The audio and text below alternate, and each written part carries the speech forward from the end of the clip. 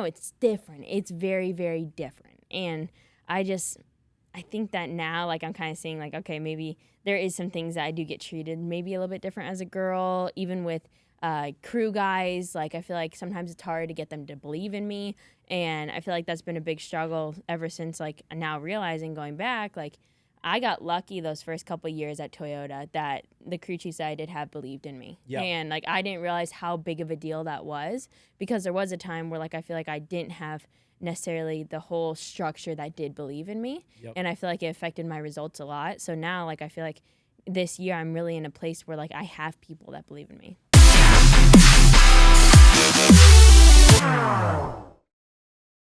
Unleashed with the Dingo and Danny. Fueled by Monster Energy. We need more excitement, though. Less screams. Oh, yeah. What's that? All right, There we're it is. back. That was right. We have Hailie Deegan sitting in the chair today. Kind of crazy because I think I've known Hailie her whole life. Yeah, for a while. I feel like we've known each other for a long, long time. And that's weird. You've blossomed into a beautiful woman that has become very, very successful in many areas. And we're super proud of you here at Monster, and we're stoked you're in here today. So thank you for coming, Hailie. Woo! Thanks for having me. I'm excited. I'm really excited. I was looking forward to this. When Tom told me that I had opportunity to be on the podcast, that was pretty fun. I like that. We like you. Danny, how you doing? I'm doing really good. Really good? Really, really good. Yeah. Okay. Danny has probably some stories of your dad pre you around. Yeah, some early Winter X Games stuff. Oh, it's probably pretty good. Your father's a madman. Yeah, I know. I've been told a little bit. I'm sure everywhere you go, you probably hear stories about your dad. So many. Everyone that, like, because the racing world's so small that people have been around each other for so long, and they're like, oh, I remember when your dad. I'm like, oh, that's a new story. Yeah, do you like fact check with your dad? You're like, hey, Dad, I heard this news story about I'll you. like go like not necessarily like tell my dad, but like I'll go to like the people, like everyone around him, be like, hey, is this true? Is this true? And I'm like, but like most of the time people, they're not usually making it up, so usually it's a pretty even success They're like, rate. well, that also adds to this story. You're like, okay, I'm gonna It's stop adding up. asking questions now. It was really cool because back in the day when Metal Militia was like its biggest thing, and then Grenade was, at our peak, we were able to do collaborations and kind of bring they were very similar companies that are very similar time in the action sport world, and very often you'd see a Metal Militia sticker and a Grenade sticker, and we ended up putting that together and making Metal Militia Grenade stuff, which was pretty cool. Yeah, Yeah, a no, lot of really really badass stuff. Gloves, outerwear, so many cool pieces. Yeah. It was such I feel like Metal Militia was such a big movement of a company. Like it was in an era to where something like that would probably not happen again. No way. It's like it was so rare and so cool. Like how literally that company was built along with the sport of freestyle motocross. Yep. Like they went hand in hand. Yeah. It was so cool. It was like the crossover from Krusty's into Metal Militia, and then the Brian Deegan, Travis Pastrana, head-to-head freestyle, in the Staples Center was a moment in time. Mm-hmm. Brittany, how you doing? Fantastic. Thank you. Always there, always smiling. Mm-hmm. Our new addition to the team. Perfect. Yeah. We took the long-time UFC Octagon. How would you put it? Legacy girl? Like I don't want to say The legend. OG. The original. The original. The original. The Octagon, original. Yeah. So we've got two badass women sitting across from us today, so me and Danny may get a little shy. Let's hope not. You won't. I want to take it back to you as a kid. It must have been crazy, growing up. Brian Deegan's daughter, and then being the oldest, and growing up around dirt. Mm-hmm. Do you even remember the first time you got on a motorbike, or are they just weird pictures that you look at and you're like, oh, there I am. No, I on a actually bike. remember a lot of it. Yeah? There's a lot of memories that I have, even my first race, my first off-road truck. I remember I had this little pink quad. It was tiny, and it was powder-coated baby pink with my name on the front that my parents got me for Christmas. I remember a lot of core memories. I have a lot of them from my childhood, but I don't think I realized how different it was till I got a little bit older. like I didn't know any different. Like Yeah. that's the only. It's not like I've lived multiple childhoods, so like that's the only thing I knew. Like, oh, like if we go to the mall, like Dad's gonna get stopped every couple steps, like, and he has to take a picture and do that stuff. Or if we go anywhere, like it's normal for him to get recognized at airports, and like it's just I don't know. Like it was normal for me though. Like I was just kind of used to it. Yeah. You're like, Dad has a lot of friends. Oh yeah, Dad is a lot. Dad is really popular. Don't all dads have as many friends as this? And then that was, so you grew up in Temecula, right? Yes, Temecula. That was kind of the mecca of it. Temecula, I love Temecula. If like at the end of my career, like when I retire, like I'm like I feel like my heart and soul is like Temecula. There? I love it there. That's like where you want to retire to? I think so. Like I told my parents, I was like, hey, like I'll like, because they still have the Temecula house, the whole compound there. They're doing like a rental deal with Marriott, but I was like, dude, you guys gotta keep that. Like one day I want to buy it back. Like, and like I love that town. I feel like I've had so many like great memories there, and just like the whole like freestyle motocross world was there, and like it just was so cool growing up. Do you think that's like a lot of people in ways to where, and then you probably grew up, it would have been a dream growing up there, and I remember going to that property with you, and you were a little bit older, but that wasn't even that long ago. It was maybe like 5 years ago, but it's like it was a dreamland. It was this giant compound, and literally everything that you needed from outside of the world was there. Motor track, dirt track for racing, a couple of different motor tracks, freestyle setup, jumps, car jumps setup, skate park, trampoline. Volleyball court. Like it was everything.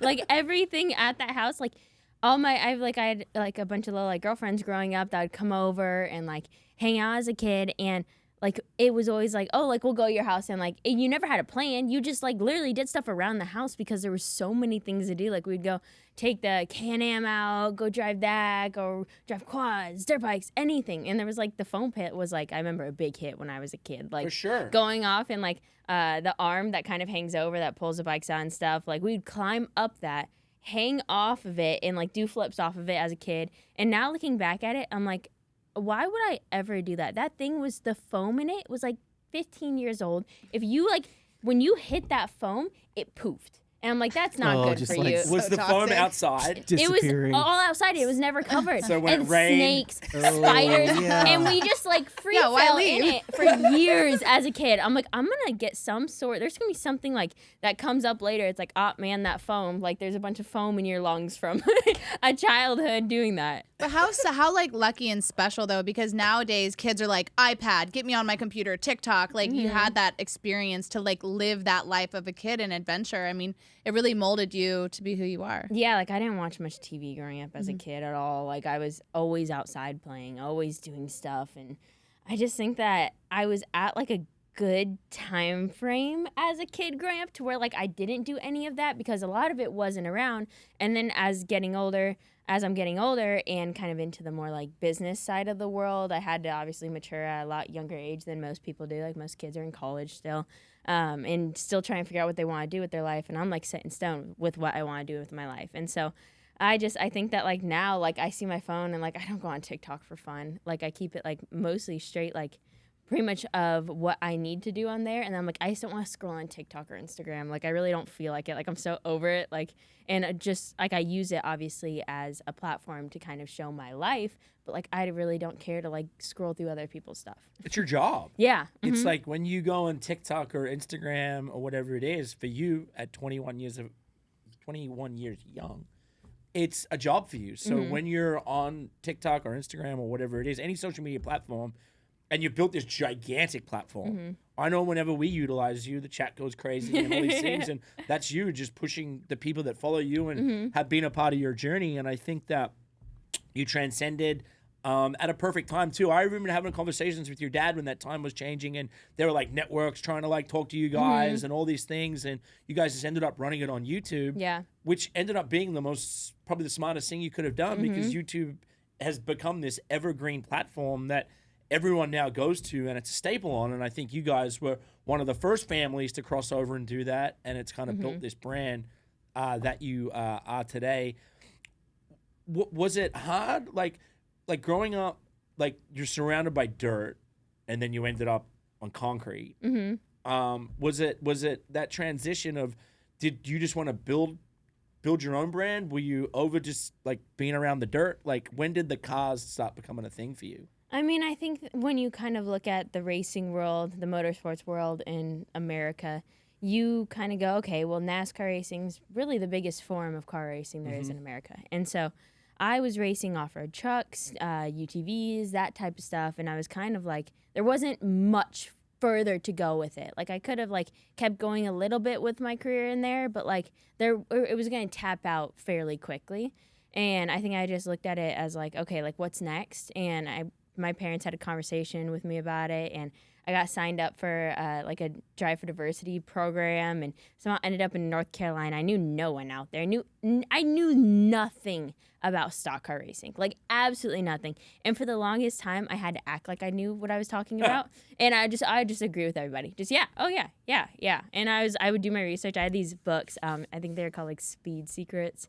There's like a massive collection of them, and it's all like pavement racing, and a lot of it road course, but still a lot of the stuff is applied. And I used to read those books just trying to learn the lingo, because like my lingo was totally different from everyone else's in the stock car world. So like just trying to learn and like I guess like better educate myself, like that was I guess my like end a bit of schooling, like it was that. But it was tough because I was like going into an unknown. Like it's not like my dad did that before, and ever really had a career in stock car racing for me to kind of go, okay, this is what I need to do. Yeah, it's a whole new world. How did that happen? Like, when was the first kind of experience or the first kind of car you get in? Because you didn't grow up go-kart racing like the rest of them, right? No, I've had like a couple of days where I go out to like the go-kart track for like a class deal. I remember it was I think Paris, the go-kart track there. It was some guy named Dave. And I remember his like quotes were like modulation, acceleration, and that like stuck with me my entire life. We still make jokes about it. And I was like probably 6 to 8 years old when I was going to that. Like I was fairly young, but like that was only go-karting I did, and that was like a couple times a year. But other than that, like I didn't have any experience in any sort of pavement racing, so it was just new.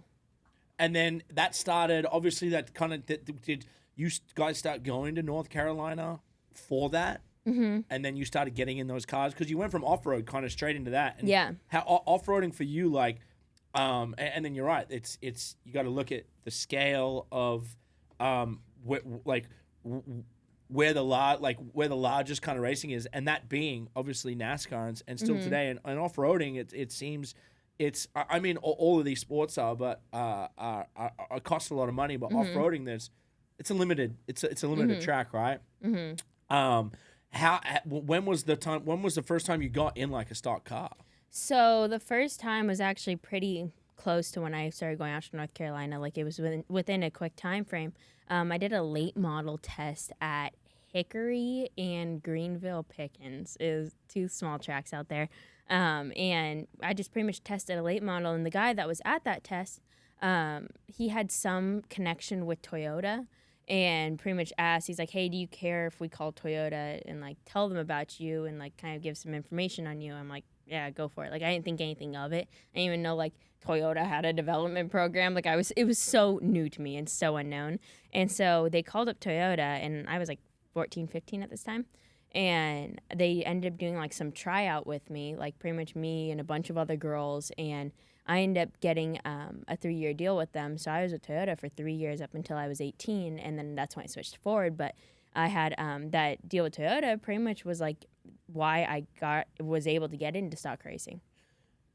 Getting a Toyota deal before you can get a driver's license? That's what I was just thinking. Yeah. I'm like, wait, so you're driving these cars on tracks and you're 2 years from getting a normal driver's license. That must have been pretty exciting. Yeah, it was. It was really, really cool. And like I think that helped me honestly a lot with figuring out the stock car world, because I wasn't doing it on my own. Like I had like other people to go to within Toyota, and like obviously like the development program guys, like to be able to like kind of talk to and figure it all out. But that was the 2 years that I ran in the K&N series was a part of that, those first 2 years. And that's when I was able to win those couple races. Crazy. And then how was that experience? You know, again, it's a predominantly male sport, has been forever. You know, I think there's only one other girl that I can think of. Yeah. that has come through that series. Mm-hmm. How was that? Were there obviously complications? Was that another hurdle you had to overcome yourself, or it was kind of easy? Oh man, I was like, I never looked at myself differently growing up. Like I thought it was just cool. Like I was a girl that raced, whatever. Like I was friends with all the other guy racers, and I think that was a big change for me going into the stock car world. Is that like, I don't know, like I felt like everyone at the off-road track was like my friend. Like I was able to like easily be friends with everybody. And now like the stock car world, everyone's like so stuck up and like so like worried that like someone else is gonna take the ride or whatever it is. And like I don't know, like I don't even really hang out with any of the stock car people at all, nor talk to them. Yeah. Like I just do my own thing. Because like they I don't know, it's different. It's very, very different. And I think that now, like, I'm kind of seeing, like, okay, maybe there is some things that I do get treated maybe a little bit different as a girl, even with crew guys. Like, I feel like sometimes it's hard to get them to believe in me. And I feel like that's been a big struggle ever since, like, now realizing going back, like, I got lucky those first couple years at Toyota that the crew chiefs that I did have believed in me. Yep. And, like, I didn't realize how big of a deal that was because there was a time where, like, I feel like I didn't have necessarily the whole structure that did believe in me. Yep. And I feel like it affected my results a lot. So now, like, I feel like this year I'm really in a place where, like, I have people that believe in me.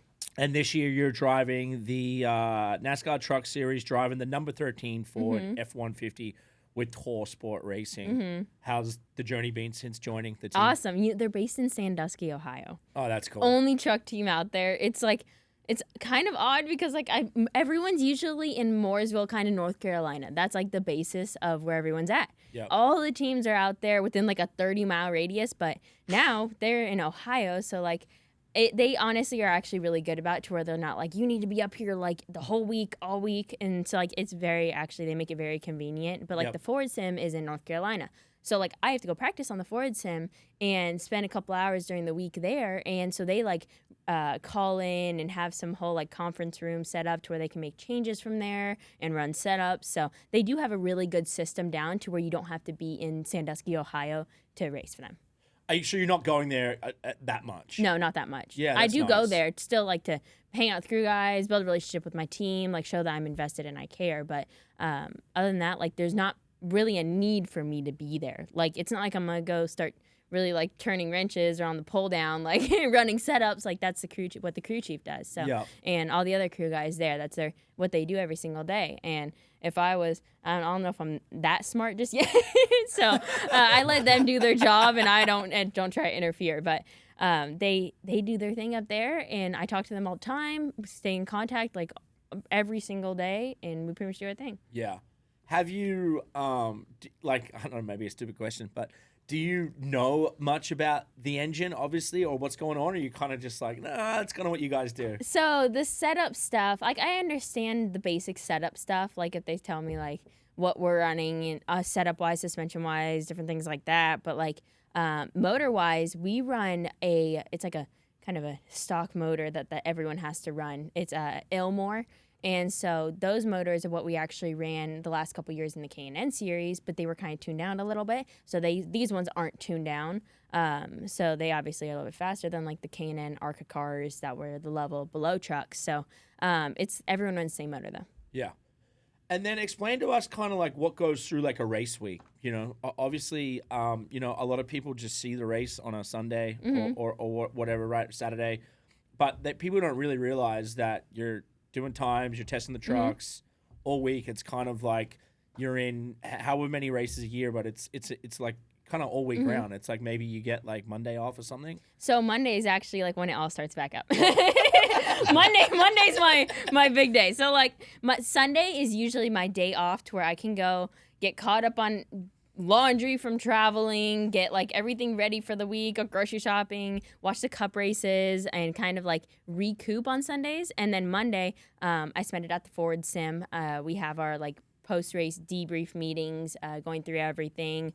Tuesday, I'm usually some sort of business calls for sponsorships type deal, meetings, Zoom meetings, a lot of Zoom meetings during the week. I swear, like Zoom, I'm an avid Zoom customer over here. Like that. And so that's kind of what we do Monday and Tuesday. And Wednesday, we go and we race at Millbridge most of the Wednesdays and stuff.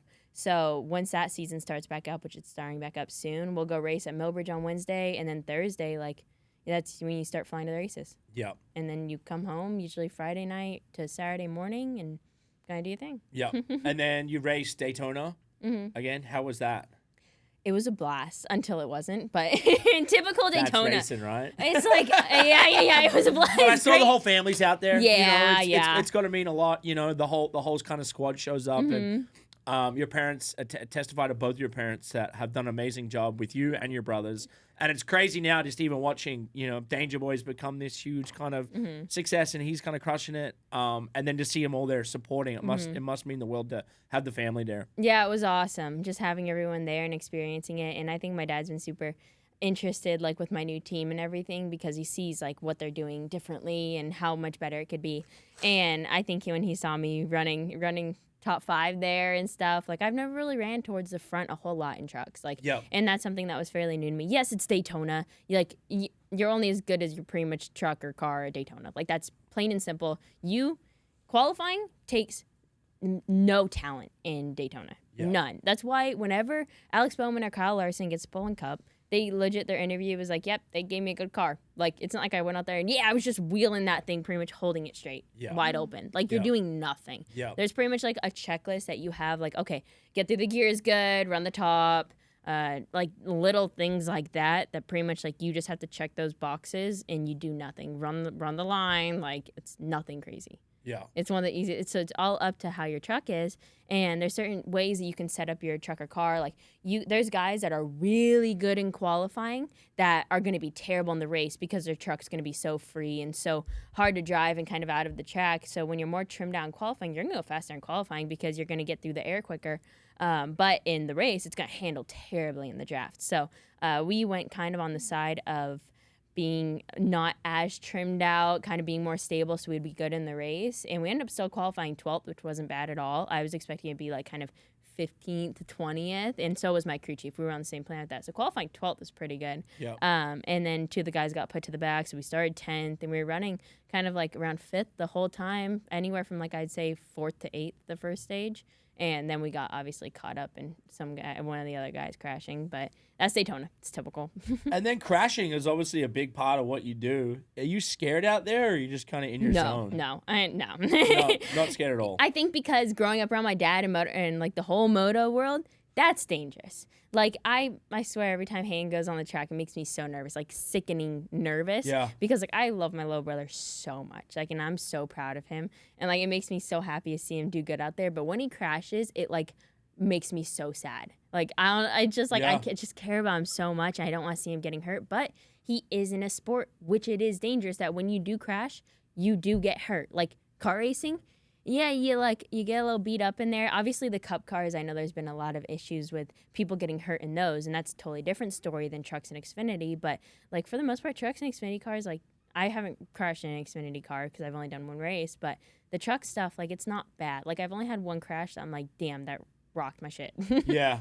It is true, though. Like, motocross is like, you fall, it's like a broken bone, or you're pretty lucky not to get a broken femur, bone. arm, like, it's something usually. Yeah. Collarbone, I you swear. just hold on. You hold on as much as you Yeah. can. What's that like, though? Have you been in that instance, I mean, where a wreck kind of happens in front of you in the track, where it's kind of like, I mean, must be like split second where you just, like, go through smoke and hope nothing's in front of you when you come out of it? You pretty much, like, you don't even have time, like at Daytona, somewhere where you're going like 190 miles an hour.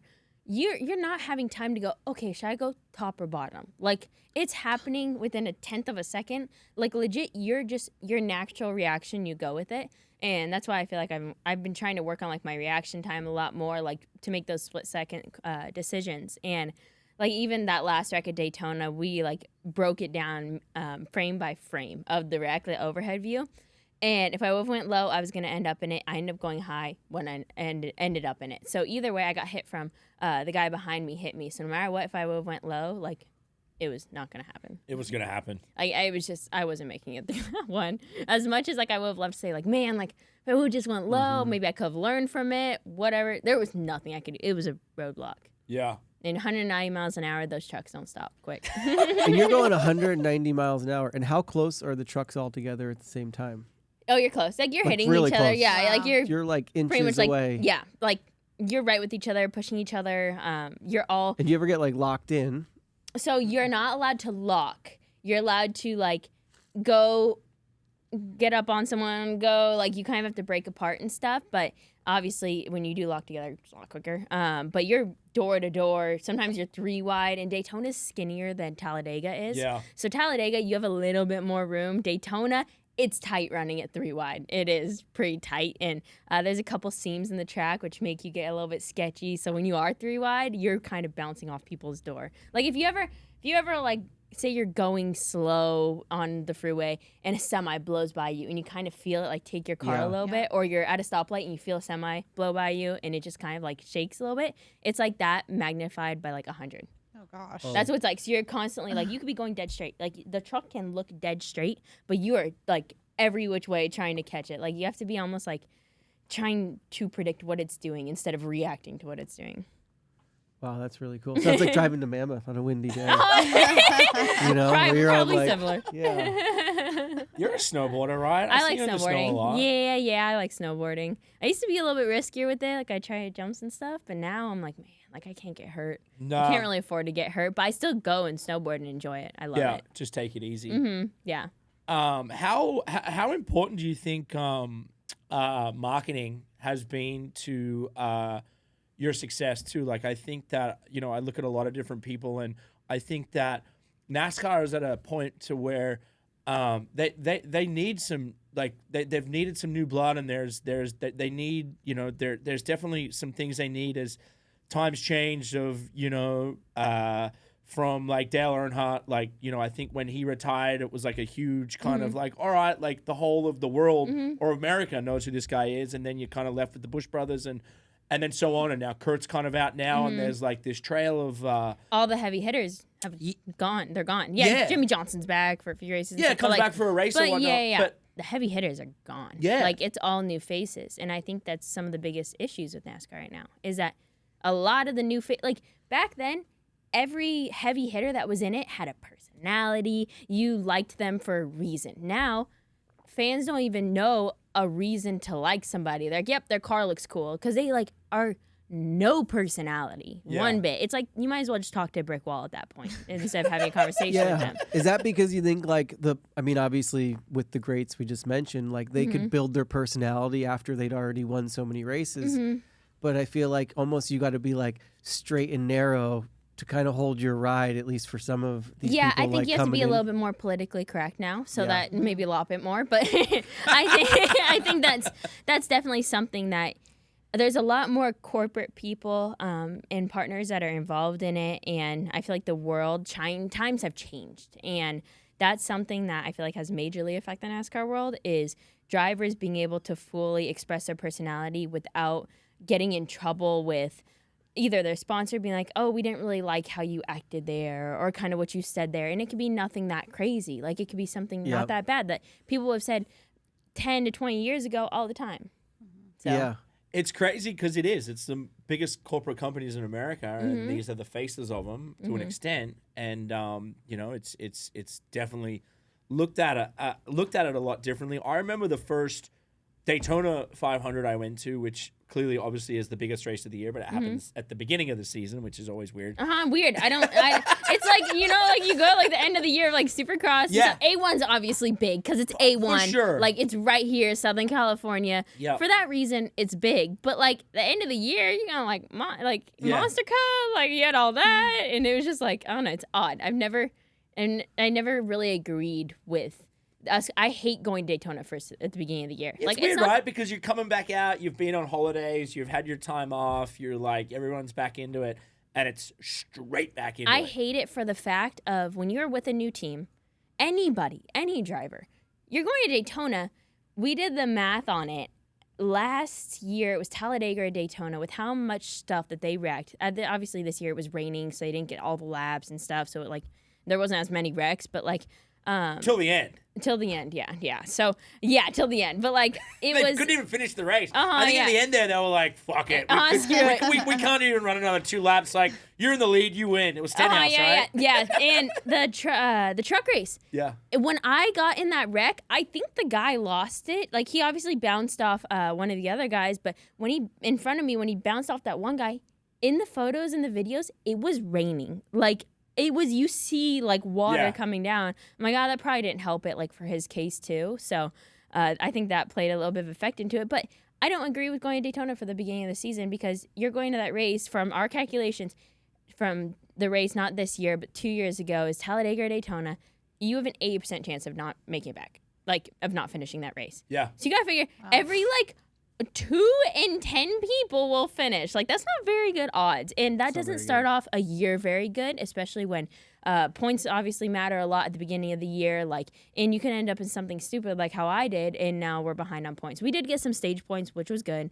But, like, you're building new relationships with team. Yeah. You want your team, you want to start it off good. Like, and then you go to somewhere and you just end up absolutely destroying a truck, front, rear clip, like, and you're just, like, sitting there like, well, shoot, it's Daytona. Yeah. Like, it sucks. Like, but it's not like I hate Daytona. Like, it's not my favorite track, but, like, I wouldn't mind going to it later in the year. Like, starting out the season somewhere where, like, all the media, all the attention. Yeah, there's so much media attention. Actually, they wrecked out again. No talent. You're like, dude, I'm doing the same thing as everyone else was. Like, they wrecked in front. Like, what do you want me to do? But you know, it was crazy. The first race I went to, because Dale was still driving, and when he crashed out at the Daytona 500, all these, like, campers and people start leaving, and I was like, what's going on? And they're like, the 88's out. And Oh, I was yeah. They were like, oh, Dale crashed. Half these people were there to see him, and they're like, oh, our day's over, and you see campers leaving and people leaving, and I was like, oh, that's weird. But it was a real thing, and that was a long time ago now. What, like, in your mind, like, like, obviously with F1 they've had Drive to Survive, and pre-Drive to Survive in America, F1 wasn't hugely popular. Like, Lewis Hamilton, who's clearly the best driver of the last 15 years or 10 years or whatever. He's globally popular though. But no, he is globally popular. But, like, even pre-Drive to Survive, like, you could walk him down the street and it would be 50-50 whether people were going to be like, oh my God, that's Lewis Hamilton. Now it's like the 20th driver could walk down the street and F1 would be like, oh my God, like, Daniel Ricciardo becomes hugely superstar. And I think it was really smart of either F1 or Netflix. I don't even know how that worked. I don't know how they came together, but great. Genius. Like, so good. I'm going to be completely honest. Like, I didn't pay attention to F1 racing. It didn't really, like, it's never interested me because I've never been kind of a part of that style of racing. And I watched Drive to Survive. Now I watch all the F1 races because of it. Like, and that's someone who's involved in the racing world. Like, there was so many people I feel like involved in the racing world that didn't really pay attention to F1 racing. And now because of that show, like, you get invested. But also, I think it was so popular because of how prestigious it really is. Well, yeah. And people are like, damn, like, this is a real deal. Like, we didn't realize, like, how prestigious F1 is and how much goes into the data side of it and the engineering and, like, their whole conference rooms during the races. And I think that opened people's eyes and interest them rather than, like, I feel like people kind of in the stock car racing world, like, it's hard because it's hard to have cameras around all the time. Like, every team is trying to find the next step above the other team. Drivers kind of lack a little bit of personality. Like, you're going to have, like, you probably name every driver with personality on one hand. Yeah. Like, it's going to be hard. It would be hard to build a show like that's that interesting off of it. So, what like, in your mind, because obviously you thought about it, like, what are ways that you think could help NASCAR kind of grow into this new audience? Like, is it because for you, I look at, from your YouTube show when you were younger to, I don't have the stats in front of me, but your stats are gigantic. From TikTok to Instagram to your YouTube. Thank you. And we were just even talking about it. It's like you have, I think you were saying you have like 600,000 subscribers on your YouTube and obviously millions of followers on the other, on Instagram and TikTok, which is like short term, like gets rid of people. But YouTube is like, people are there and they're invested and they're watching. Yeah. And that's crazy. Like you were saying, to have 250,000 people consistently watch those shows, it's massive in today's world. How do you think that could be done on a larger scale? How do you think other athletes in NASCAR or NASCAR itself could help start driving more traffic to what's going on. So I think there's two different points. I feel like drivers, as a driver, you have to want to. Like, in all honesty, NASCAR fans are the most devoted fans, some of the most devoted fans. When they like someone, they are going to stick with that person their whole life.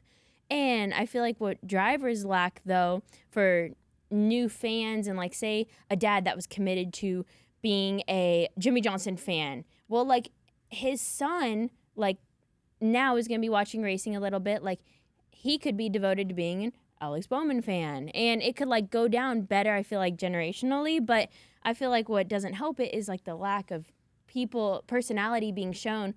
People like to relate to other people, and it's hard to relate to someone and care about someone's career if there's not much there, like not much being shown of them and them saying anything. So I think that there's a big lack in that. But also, like, with the people that do want to do stuff and help the sport out, like I feel like I'm one of those people, and like I would love to be more invested in with NASCAR of ideas and different, like, giving my opinion on different things. But like there hasn't really been a moment where they've reached out to do that. And I'm kind of surprised because, like, and I don't know if a lot of people know this, so I got the TV ratings from Fox of the Truck Series. Most of the other series were down, or they were stagnant for the past 2 years. And the Truck Series was up like 10 or 20%. I think it's 20% because 100,000, an average 100,000 viewers. When I don't know if that just so happens to be coincidence, like when I'm coming to the Truck Series and everything else is down, and then like those 2 years it's up 20 or 100, like another 100,000 people watching every single race. But like I feel like that's something that could be powerful. And 100%. Like, I've seen it with you. I know when we've done stuff with you live on Twitch or whatnot, and you put it out there, you have like thousands of people that come rushing. It's crazy, and it's a real thing, you know? Because people get to watch the race in live time, and then they go, okay, in a day or two, I get to watch her YouTube video to see all the behind the scenes of it. And so I feel like that's such a cool way to drive people to watch the race, because they get to see it beforehand, before the YouTube video comes out, and what happens before we kind of tell our side of the story and stuff. So I just think that there's like I wish I could be more involved with NASCAR and help them out with it. Like, I don't know. Why can't you? Why don't you just go to them with your pitch? That's exactly how I got this show here. I left and I was like, hey guys, if you want a female host, I'm in. I think like, they have to be willing to hear you out. Yeah. And I think that's kind of You don't think so? I think there's too many maybe buttoned up people over there for them to go, oh, that's a good idea. Like, everyone kind of like, they want to do their like whole presentation and their pitch and their story buff. The PowerPoint. The PowerPoint. I'm like, don't hit me with another PowerPoint. Danny loves a good PowerPoint. I love making them. I used to be really good at it. Like, and I feel like I'm like, no, guys, like, stop trying to script everything. Like, so bad. Stop sending people to go film an Instagram story of a cup driver walking to the grid and go, time for the race. That's lame. Stop doing that. Yeah, but you've gone and like created that you've let people into your life, and I think letting people in is what people want. People want to be able to, stupid as it seems, know what you eat for breakfast, or see what your dogs look like, or see your boyfriend, or whatever it is. It's relatability. It's relatability, and that's where Drive to Survive worked, because they made all these guys relatable, whereas you didn't know them as just this crazy fast car going by. And internationally, like, yes, people love F1, people love MotoGP, but not as much in America. You know what I mean? We don't have an American driver in F1. It's like, but let alone we have 3 races here, and they've gone and grown that, and they've grown that popularity within the sport, exactly like what you've done personally. You know, another sport that is heavily involved females into it is UFC and the organization that Brittany's with. And it's been really cool. Not every card, but there are cards there where it's, you know, almost 50-50, or at least, you know, what is it? It was 70-30, and there are now like Ronda Rousey being, you know, obviously the lead way, but it's way surpassed that now, and it's their UFC fighters or MMA fighters, but typically the UFC organization that has really pushed female fighters into it. You know, I know for you, it's but you think that they could potentially, you know, bring more females into it at some point. But I think you make such a beautiful point, because where I think UFC did right is they've integrated social media because like she's saying, like the sons are watching it now. What if the sons are on TikTok? Like have influencers create these stars, because UFC creates stars. Yes, they have star potential, but I'm sorry, when Conor was on the map, he came out, he was a star from the get-go, but UFC put him on the map. Like they gave him the support. So like giving you and supporting you, and almost like these corporations aren't getting with the times, which is now social media, YouTube, creating shows. Because UFC, we have The Ultimate Fighter. What does that do? It creates the storyline where they want to follow them. That's how we get. Which Conor came through, right? Which Conor came through. Yeah. So I think that you're absolutely onto something. Yeah, and I think, like, I wish people took more advice from the social media influencers themselves, like, and less of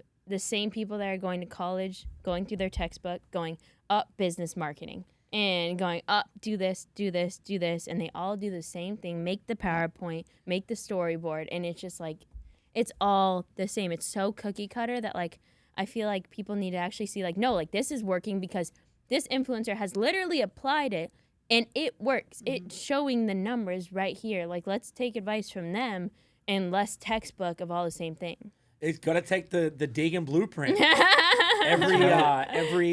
Every month we get the report from the Monster Army, which Hayden's on, obviously Danger Boy, and it's like you see everyone else's ratings, and then he's just like Hayden. up the top. Oh yeah, and he's got a lot of personality, and I think like someone else that's great for the moto world. I think moto guys do a good job with their personality, their feuds. I love it. Like I love looking at the moto world stuff.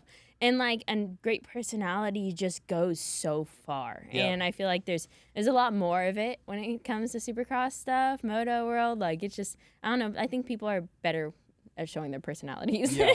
Have you ever had a relationship or talked to Danica, Patrick, at all much? So I've had a few conversations here and there. Nothing that recently, though. So she's kind of, she's kind of dipped and kind of doing her own thing. I know she does some stuff on like the broadcast networks, but other than that, I think that she was before her time.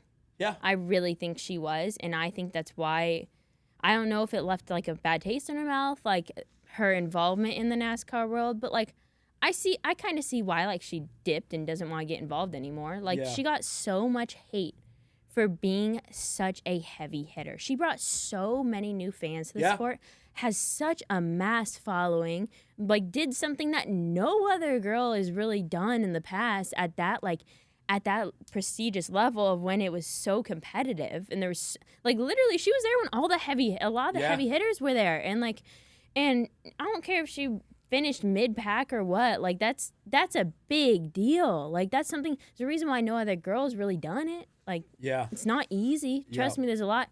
Yeah, you get a couple more pros, but there's a lot of cons that come with it, and a lot of people don't realize that. Yeah, that's a good way of putting it. Yeah, I never really have like spent much time with her either, so I was wondering if she in the beginning there was like, hey, like, I don't even know if she's really that nice, but I speak highly of her, so I haven't had many conversations. I've had like few little like here and there, but so long ago before I was really involved in the sport. Yeah, crazy. So with I want to talk about just a little bit about obviously the YouTube shows where they escalated from. It was more family stuff in the beginning, right? And then you've gone out and kind of done your own thing. Yeah. Did you guys ever do stuff with the network, or it was all just kind of stuck with YouTube? So I can't tell you how many pilots we've filmed for TV shows over and over again. I think at the end of the day, where they all fall apart is when they try to take control out of your hands. When they try to script stuff, when they try to pretty much not let you final proof stuff, take stuff out that you want to. And I think that's where it kind of splits apart. Every TV show, like pilot that we've done in the past with the family and all that. But like even I feel like at this level, like it'd be hard to do a TV show of just like our family because we are so split up in so many different states. With my dad doing, he'll be doing King of the Hammer stuff. My other brother's racing Supercross. I'll be at a NASCAR race. Like everyone's so split up in so many different directions that I think it would be hard to capture it all. Yeah. Because we all kind of have so much stuff that we're involved in and doing that like it'd be hard to kind of keep it all together. Yeah. Pros and cons. Pros of the Nerarty and cons of the Nerarty. Of what? Of being Hailie Deegan, becoming famous. I would say social media impact because of my dad being a girl in racing, that's a pro. That definitely helps out with sponsors, with starting those conversations, because you're able to show proof instantly. Like followers, analytics, boom. Like you're able to pretty much show and explain yourself without having to. Like just kind of let the numbers talk for itself when it comes to getting sponsors and that thing. And a lot of guys struggle with getting sponsors. Like there's not many guys that are coming up the ranks at all that aren't from family money. Like it's a lot of that now. And it's just, it's different. Times have obviously changed. And like there's a lot of good drivers like that aren't racing because they don't have sponsors and stuff. So when it comes to being a girl in racing, I feel like that does help out with the sponsor side of things. And there is a cool factor to it. But like the cons with that is that there's other things you have to deal with. It's going to be really hard to get people to believe in you on the team. And it's just, you're going to get more hate. And no matter what you do, good or bad, you're going to have a lot more bad days than you are good days. And that's how it is in a lot of sports. And you go, obviously, stick and ball sports. There's one winner, one loser. I know we had this conversation before, but you go in racing, there's 30-odd losers, and there's one winner. Every week. It's crazy. Week. So you're going to have a lot more bad days than you are good days. Like, mentally, that's you preparing to lose. Oh, yeah. It's like you gotta be like, everyone's like, oh no, not with that mindset. Like you gotta go out there and win. I'm like, there's one person that wins this weekend. Like, like everyone's like expectations, I feel like can get so carried away in that. Like, oh, just go out there and win. And then like, if you're not winning, it's almost like you can't let yourself get too down because you're like, it's not a 50-50 type deal. It's not like I was the bad one and they were the good one. It's like, no, like we were all off that weekend and there was one guy that hit a home run. And so I think that's like the side where you're going to get more hate because, first of all, you are a girl. You have a spotlight on you. You're going to get more attention. People are going to pay more attention to you. People want to see you fail because you're going to fit in the mold of all the other girls that have failed. And so they're like, oh, waiting for him to make a mistake, waiting for him to make a mistake. Whereas the other guys, they can make mistakes here and there, and they'll go unnoticed. And their big moments, their spotlight moments are when they do good. Yeah. And so I think there's going to be a lot more light on your bad days than there are on anyone else on the track. And so I'd say that's the con side of it. And then how do you deal with that mentally? I mean, I feel like I had no choice but to be mentally tough growing up. I think you had the best choice. You grew up around old boys. Yeah. And then your mom was there, but the rest of it was old boys in a boys' world. Getting, dirt shoved in your face since you were young. You like grew up in competition, so you know how that works. You know what I mean? Mm-hmm. You know how the failure, you know how to pick up and keep going and persevere. Yeah, and I think I'm not a very like emotional person at all. Like I'm pretty like I've got called heartless multiple times, and and I think that's just kind of, I guess, how I grew up. Like it was like, okay, if you're not allowed to cry unless you're hurt. Unless you're bleeding, you're not allowed to cry. No, like that's unless unacceptable. There's like a bone sticking out. Yes, exactly. Which I grew up and I understood that. I was like, yeah, so-and-so just weeded themselves, collarbone out, broken arm, sticking out of their arm, like, and I'm like, that would be eligible to cry. But most of the time they're in so much shock that they don't cry. Like my little brother, his collarbone fractured his back years ago, and he was probably 10 years old. Yeah, 10 years old because I was 10, 11 years old because I was taking care of him on the couch when we were in North Carolina. And, like, not a tear. Yeah. Like, and was just in so much shock that, like, I'm like, okay, but that would be an eligible moment of when I guess you could cry. An eligible moment. An eligible moment. Yeah. Deegan household's a little tough. Oh, yeah, it's a little rough. I was going to say, like, I cry all the time. I cry all the time. I'm going to go cry after this. I know. But, like, I guess the story. But that helps, right? I mean, being heartless, like, that's what racing's about. You don't want to be, like, not, like, heartless in that sense. But it's exactly. You can't, worry about other people in the sense. You want to keep it focused. I'd say the only thing I've ever, like, really like is kind of recently where I was like, man, like an emotional moment for me was watching Hayden make his first Supercross start. Like I was so happy for him. Like I'm so proud of Hayden and like all that he's accomplished, and he's such a good kid and works so hard at it, like, and has devoted so much of his life to motocross and Supercross. And it's just to see him go out there and succeed from the start after he had a bad weekend at the Futures race, and it just, it made me so happy. Like he's racing Yamaha. He's Star Yamaha, yeah. Yeah, okay, cool. But like it started bringing tears to my eyes. That's His first awesome. Supercross race. Like Big I was sister, like getting that's choked cool. up. I was mic'd up and Oh, you were were? filming it, and I was like choked up in the video. So that's a moment. That's an eligible moment to cry. That's an eligible moment. I feel like I'm like, man, like I'm not an emotional person, but like this is how people feel. Like they can't help it. This is how it's supposed to feel. Yeah. Yeah, I'm like, oh, this is new for me. Yeah, he's growing up fast too. He's not a little kid anymore. I don't know. Like He's 5'7", 5'6". Well, he's taller than he was. You're taller than he was. Yeah, I hope. Tough household. She's like, nah, he's short still. Oh, I give him shit every single time I see him. I'm like, hey, calm down. 'Cause he'll be like, tries to be like big guy in the room, just joking around and stuff. But like, I'm like, hey, calm down, buddy. Like, you just got armpit hair. Like, calm down. And I swear, I always do that to him a lot. That's And awesome. Always he needs try to keep him humble. Yeah, no, that's good. That's good. Yeah. It's good to have Hailie Deegan as big sister. Yeah. Humbling. Mm-hmm. No, he'll yeah, that's really cool to see. Yeah. Big motorsport family, the Deegans. Tough shoes to follow. Yeah. We're always going in a bunch of different directions. I'm curious, what would your older self give advice to your younger self? Like, what would you, if you could give yourself advice when you were younger of what you know now? I would say stop taking people's opinions or caring about what people say around you, and because it doesn't matter. Like, Yeah. in my mindset now that I wish I could have kind of told my younger self is like, first of all, if they're not doing something on a bigger level than you are, more successful than you've been, why the hell are you going to take their opinion on anything? Yeah. That's like, if you were seeing that person, like if you're at the gas station and some random person says something to you and that's rude or mean or makes a comment or say they're talking shit on the car you drive, whatever, like you're just going to be like, literally blow it off, like act like they're non-existent, like, and it's not gonna matter and you're never probably gonna think about it ever again.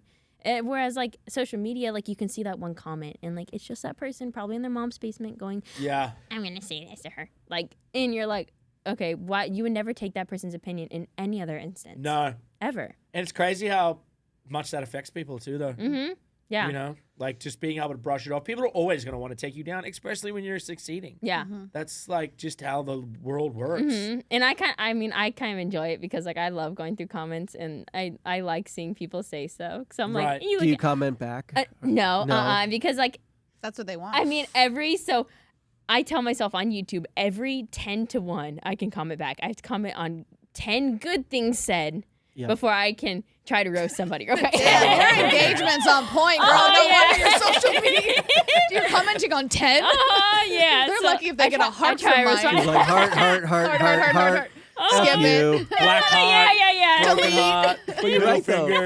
Yeah. I mean, it's such a wild thing to think about, right? Like from 100 years of sports, like you'd have to be in the stands like baseball style, yelling at someone like you suck. Literally like And poster. now you can literally like hoping you they read said, it. someone could just be sitting in the basement just Yeah. being like, whatever, That's your why I hate style's Twitter. whack. Mm-hmm. I hate Twitter because it is the only place where people who have not earned a voice or have built a platform can have a voice. Yeah. And that was what I do not like. People who have been successful, built a platform, they've done it usually for a reason, and their voice, their opinion really, really matters. But people with 2 followers, they can have a voice on Twitter, and I hate that. That's why I never go on Twitter. Yeah, it's I crazy to hate think, Twitter. right? They could have 2 followers, but they could also own that space and a comment on anyone else's Literally, all they page. have to do is hit retweet to their 2 followers and could go to the other guy's 2 followers and go to the other guy's 100 followers, and it just literally like funnels into like this mass, like being able to go everywhere from Twitter. And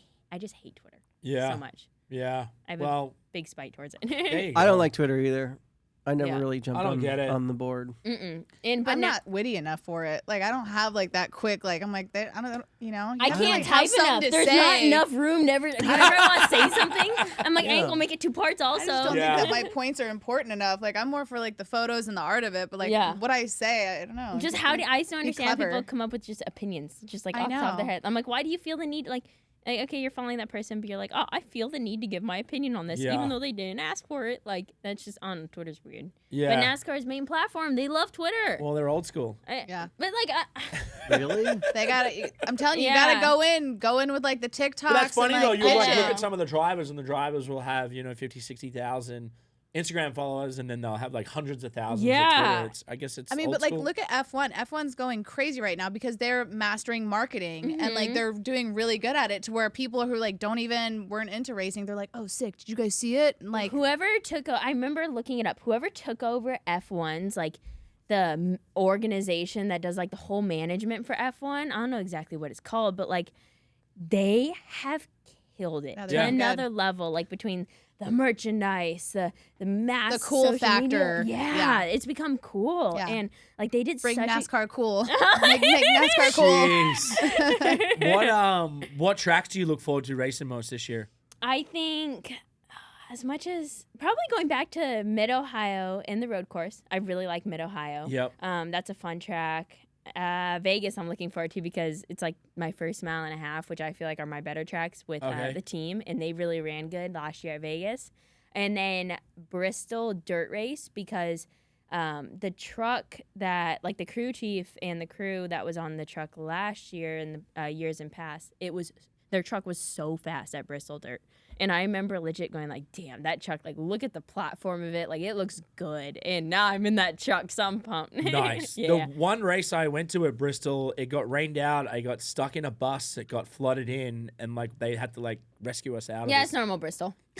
you always, like- always take your own car to Bristol. Yeah, You fly into right? Charlotte, and obviously we live in the Charlotte area.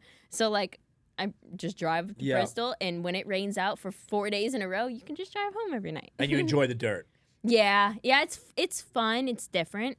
I wouldn't call it necessarily dirt racing. It's like slick pavement, pretty Okay, much. yeah. Like because they have to keep it so dry because of the windshields that there's no grip to it. It's legit like a slick pavement track. Yeah, I guess you can't peel your own windshield off. No. You've got to pull in to do it, eh? You can't see. And the No biggest windshield wipers. The biggest problem is the radiators in the front, the screens, they get packed full with mud if they have any bit of moisture on the track. So your truck is running like 250, 60 degrees, pushing water out, you're trying not to blow up the motor pretty much. It's pretty much a race between trying not to blow it up till the end. And it's I don't know, like they need to figure something out with it because like it just kills the trucks. Like everyone's motors are practically toast after that race. Yeah, There's wow. a couple guys that will blow them up in heat races and qualifying because that's when they have to keep moisture in the track so that it's decent by the end of the race at nighttime. Crazy. And it's a kind of a mess a little bit. Well, you're racing the NASCAR Truck Series, driving the number 13 Ford F-150 for Thor Sport Racing. We love you here at Monster Energy. Brittany, do you have anything to say? If Danny, have anything to say before we go? No, that was awesome. Thank you. Yeah, no problem at all. Just you're now my favorite NASCAR driver. Yeah, for by sure. Thank far. you, I appreciate Yep. it. The other 2 or 3 are here today, so you can tell them. That's I will me. tell them. I will. Well, good luck this On year. Twitter. On Twitter? I'll retweet it, don't worry. We love you, and then we definitely want to bring you back for the live. We just started doing lives, and they're awesome. It would be really cool to interact with your fans. We know we love your fans, and we thank you, thank them for the support. Good luck this year. Thank you, I appreciate it. That's a wrap.